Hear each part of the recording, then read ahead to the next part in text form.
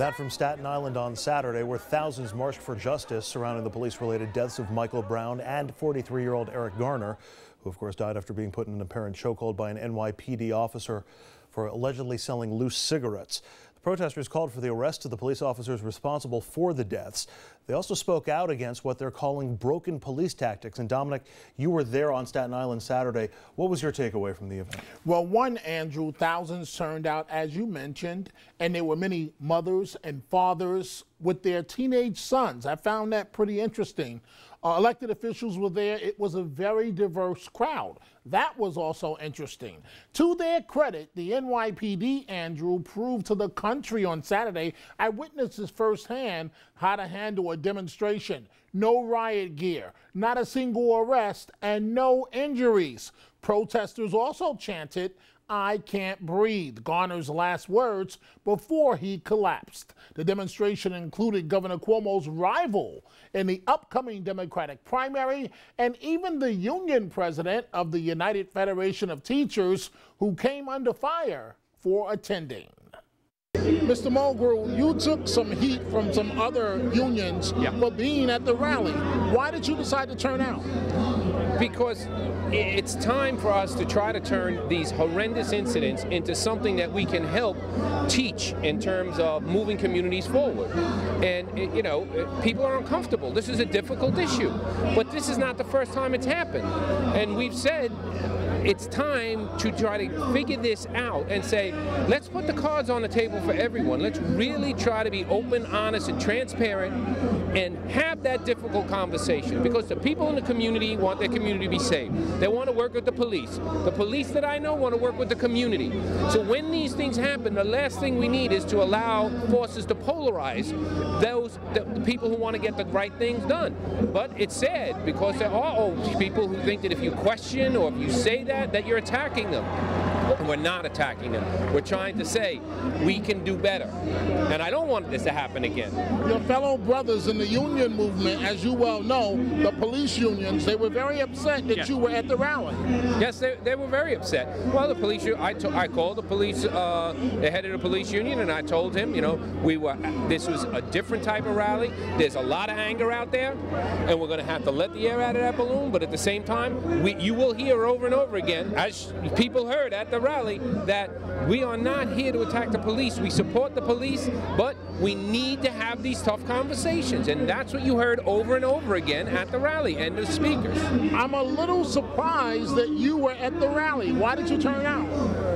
I think anybody who's seen what happened to Eric Garner, or what has happened to too many young men of color, has been horrified. I felt it in my heart that I wanted to be here. I wanted to stand in solidarity with his family. And I, like many other people, believe that we can't have this happen anymore. Now, it sounds like you're really trying to turn the governor's race into a contest. Absolutely. It's a contest now. We've been getting so many recent endorsements. We've got the Public Employees Federation recently. Hundreds of new people are coming in the door every day to volunteer. And all we need, we think, is 300,000, 400,000 votes, and I'll be the next governor of the state of New York. What does it say to you that you were at the rally, but Governor Cuomo was not? I just think part of leadership is being there. Being present, listening to people, talking about what's actually happening. And Governor Cuomo has been silent on this issue for far too long. My overall point is that this is a defining moment, and we have a chance to make this a transformative moment and bring some real substantial change to the criminal justice system and the police department in particular. I think that there are some factors that have converged that I've never seen before in all of my 55 years. We have technology now. The only reason why we're standing here now is because of technology. Somebody was passing by and took a picture. What these policemen have been doing is nothing new. It's just that we didn't have technology to film this stuff. Now we have it. And I think that we have a mayor that is progressive, that intends to do the right thing. We got no justice with Amadou Diallo, no justice with Sean Bell, no justice with Trayvon Martin. We don't know if we're going to get justice with Eric Garner. We don't know if we're going to get justice with Michael Brown. Look at the spin. And we did talk to one young man, a teenager about to start high school. His name is Justin Watkins. In your opinion, as a young African-American male, is there a problem with police? Yeah, they just do unnecessary stuff, like say somebody's walking down the street, they'll just check them up just because they're black.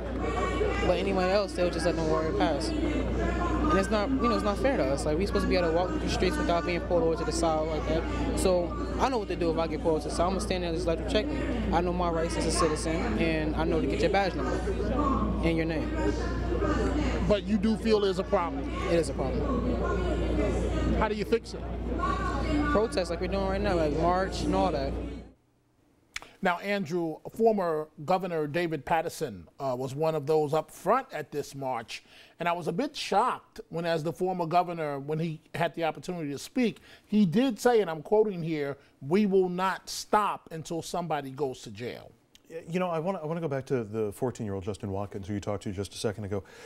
That's one of the bites that caught my ear, just because he's a young man who hasn't experienced the world to the same degree that I'm curious what that reaction led to you. I mean, how did you feel hearing those words coming from a 14-year-old young man? I had the same reaction as you did.